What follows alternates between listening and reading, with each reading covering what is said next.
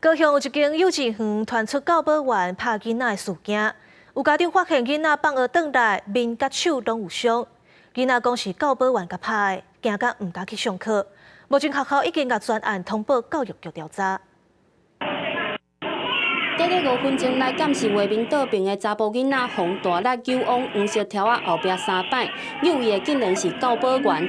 一个家长指控囡仔读高雄林武一间国小附设的幼稚园，找伊放学的时阵，家长发现囡仔喙皮有伤，手嘛有裂痕。一问囡仔竟然讲是教保员拍的。 小朋友他的脸可能是我在拉扯他的手当中不小心去划伤他的脸，他下午就是说没有，那到晚上又说不小心，但是我的小朋友很明确说不是刮伤，是直接打。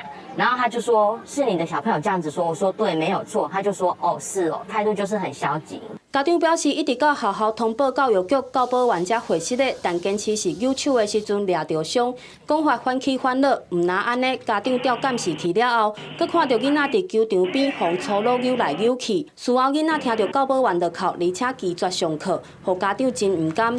对此，校方表示，接到通报，第一时间就通知教育局介入调查。目前这个行为人啊，我们已经将他调整职务，不让他入班，大概做一些其他像公文啊之类的事情，那另外学生的部分，我们也持续的关心。